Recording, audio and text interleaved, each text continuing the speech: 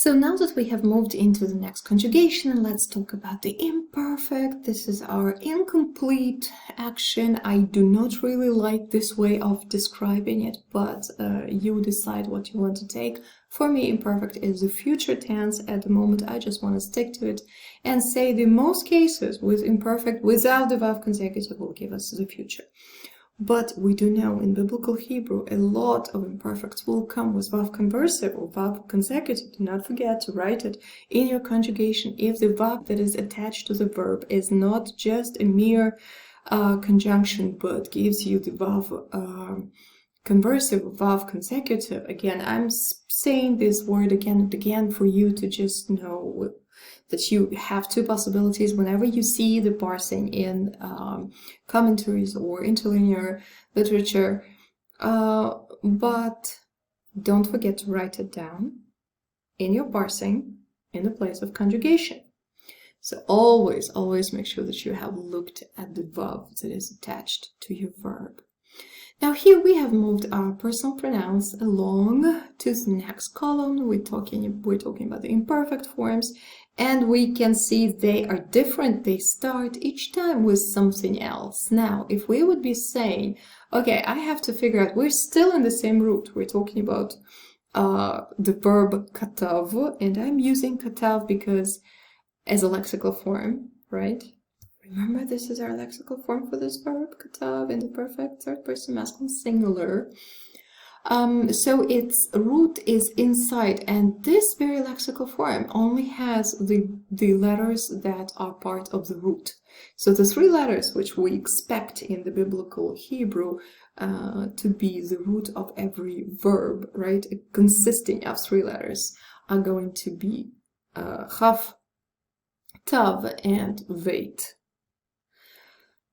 And they do not have, there is no ending, but there are prefixes. You know what? Let's look at this other slide and see really how different this form is from the perfect conjugation. Here we are. Echtov, tichtov, tichtvi, yichtov, tichtov, nichtov, tichtvu, tichtovna, yichtvu, tichtovna. In contrast to the perfect, where all the sufformatives is another way to call all these suffixes that are, or endings that are added in the perfect conjugation. In the imperfect, we only have a number of those, actually just three specific repeating endings. A couple of them are repeat themselves, and all kinds of different prefixes that appear in the imperfect being added to the actual root that is here still inside.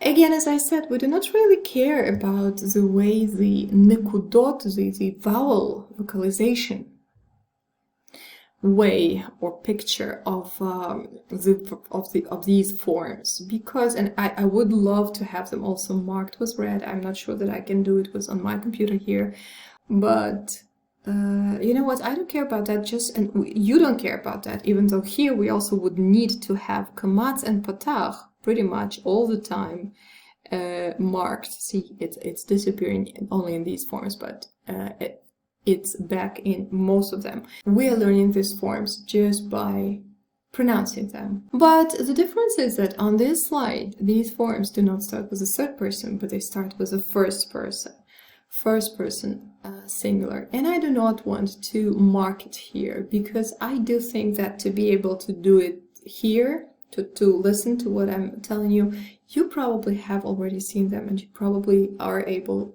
to recognize these forms yourself. For the sake of clarity, we see here really the difference of between the perfect and imperfect, and all the extra things that are being added. We'll talk about them.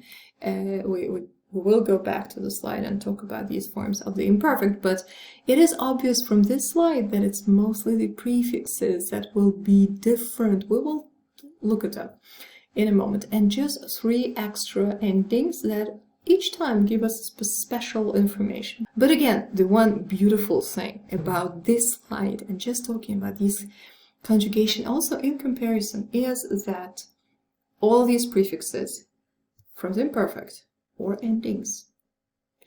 Or endings from the perfect will never disappear. They will be present in every stem, in every form of imperfect or perfect, because they give us the precise information about the way this verb functions or the meaning of the verb.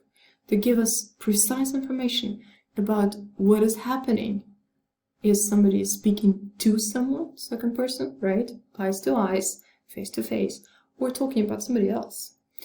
Or is this the moment where somebody is talking about themselves? So now that we are looking at these forms in the imperfect, still talking about them, starting from the third person masculine singular, again, we'll get to all kinds of angles on these of this topic of these forms. But we're back to the third person masculine singular.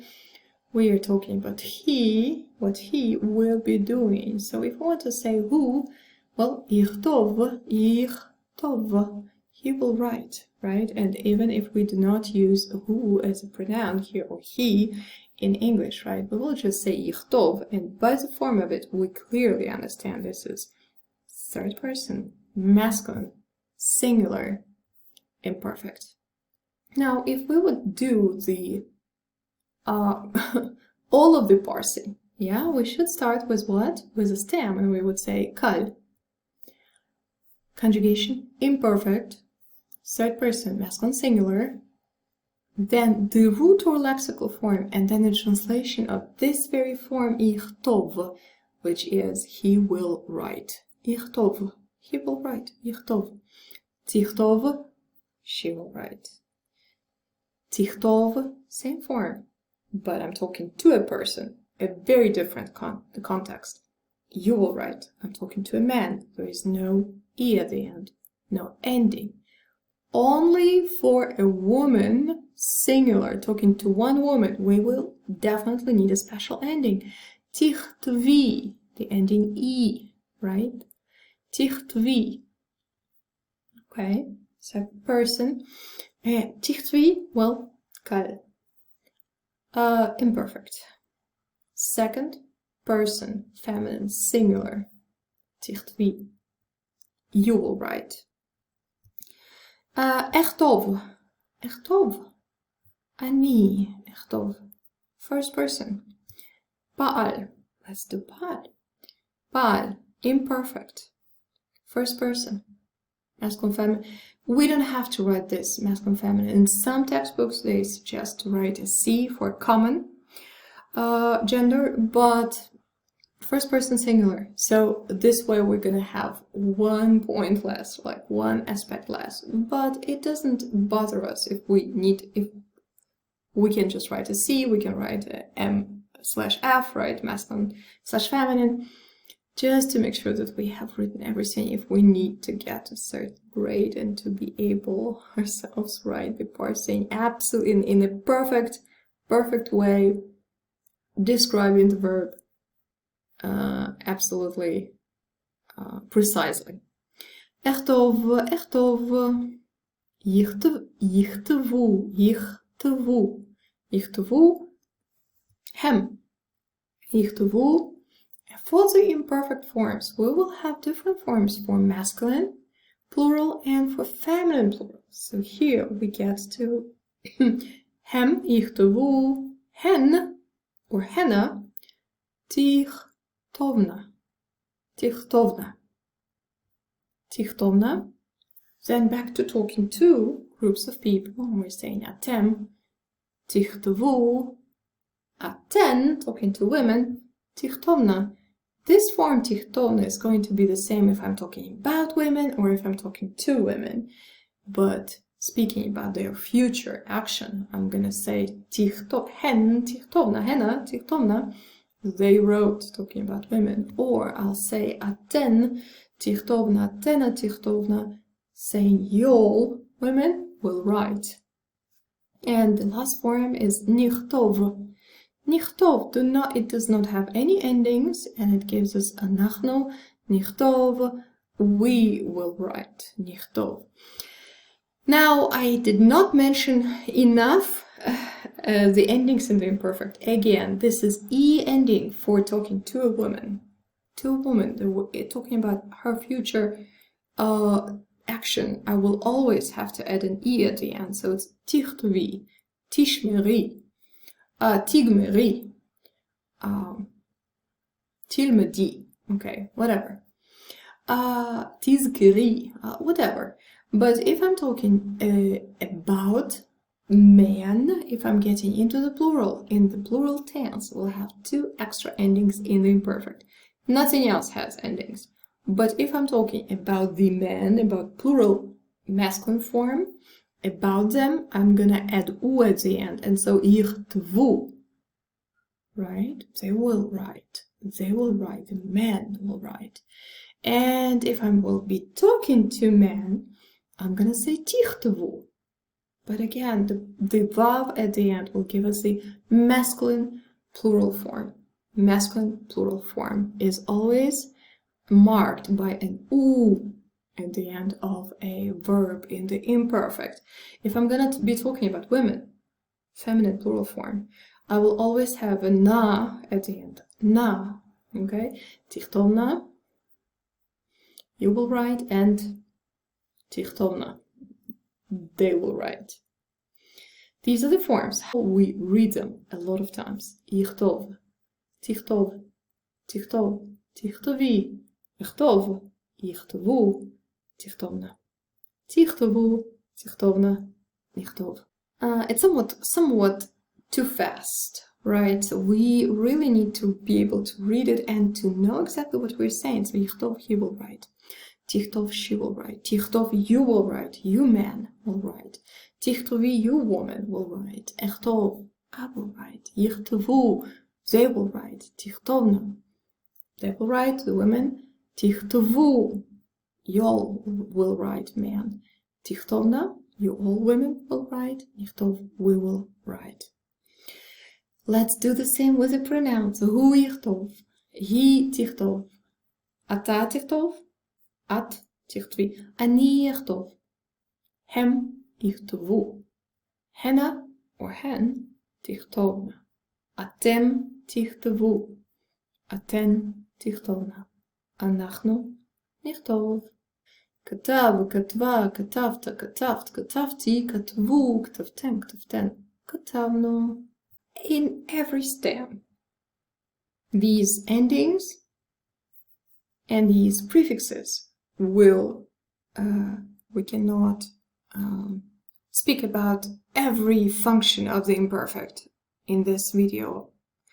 We cannot speak about every function of perfect in this video, but we want to stick with the past tense and future tense in this presentation, just for the obvious situation where if imperfect appears without the vav consecutive or vav conversive in the biblical Hebrew, it's mostly going to be translated as a future. And if perfect appears without any extra vav conversive or vav consecutive, it is going to be translated as a past most of the times. So this is why we want to stick with it, and this is actually the same information that you would be learning in modern Hebrew. So I hope these forms are clear for you. Yeah, writing is actually wonderful because when you write, do pronounce it. Okay, so now we're moving into imperative. Imperative, the volitional conjugation. And imperative is the main simple idea of urging people to do things, right? This is where we talk always to someone, so this is why it's always the second person masculine singular, second person feminine singular, and then we get second person masculine plural, talking to a group of men or to a mixed group, and masculine second person feminine plural, talking to women. And these are only 4 forms, which is great. But now let's look at the way they have been formed. And even though it's in modern Hebrew, a lot of times not only these imperative forms, which we will just talk about, but the forms of the imperfect, second person, the usual forms that we have just learned, tichtov, tichtvi, tichtovu, tichtovna, right? Those forms will be used to urge someone to do something. But in biblical Hebrew, most of these forms will actually be real imperative forms. And now let's look at the way they are built. Here we can look at something that is happening in the imperative. Look, this is our imperfect. Remember, tichtov, tichtvi were the two forms where we talk to a man and to a woman with an e at the end. Tichtov, tichtvi. To build an imperative from there, all we need to do is actually to take very same forms, move them into imperative, and take away the prefixes. All that happens is that the prefixes are just taken away. Why? If you think about the idea of urging somebody to do something, you would say, well, if it's urgent, right, it's urging someone, it needs to be it needs to have a shorter form that is more faster, that has more energy, like allows more energy. So instead of saying tichtov, we'll be saying ktov. Ktov, ktov, talking to a man. Instead of saying tichtvi, we'll say kitvi, right? Tichtvi, remember the tushva in the middle of the word next to each other is not an easy combination and it cannot really happen at the beginning of the word in Hebrew, so we need a kitvi, right? Talking to a woman with a hirik in the beginning. Kitvi. Again, tichtvu, again, tushvas will have the same problem, and so the first tav is gone away, the prefix is gone, but also kitvu, right, talking to men or to a group of people of different gender. Tichtovna is a feminine form, talking to women. We will have to say ktovna. And so we have these four forms, of which two have a shva under the first root letter. Ktov, talking to a man. Ktovna, talking to the women. How do we differentiate those two? Ktov, ktovna.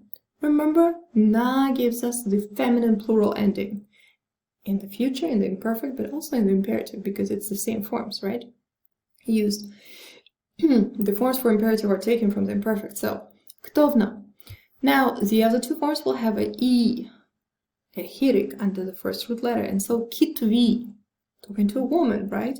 Kitvi. The hirik does not really matter for us. I mean, it needs to be there. You need to remember it, but it does not determine who I'm talking to, but the e at the end will give us the idea of talking to a woman, right? Kitvi, I'm talking to a woman in singular, to one woman. And then to a group of people, different genders, or a group of men. I'm gonna say kitvu. See the difference? And here in the imperatives, we necessarily have all three endings present, because each one of them gives us either a woman, one woman, a group of men, or a mixed group, u, and a group of women, na. Ktov, kitvi, kitvu, ktovna. Okay. So coming back to this slide where we have our conjugations, perfect, imperfect, imperative, let's try to look at those forms again, just read over them. Remember, imperative is always going to be just these four forms. And don't forget, there is always a possibility to add the pronoun. It's still here, so ata, to someone who's ata, comma, ktov, you. Right. At, kitvi. Right. I understand that in the imperatives you do not usually use pronoun with a noun, with a verb together, but you can use it just to make sure that you learn the pronouns, but also understand the situation, the context, and learn your Hebrew as well as possible and as a living language. Okay? Because it is talking about real people and real persons, right, with real emotions, and it is being used in the modern Hebrew just the same way. So, if you're talking to atem, Atem, kitvu. Right. Aten, women. Atena. Ktovna, right. Ktovna. And then just maybe go over those forms and say ktova, kitvi, kitvu, ktovna.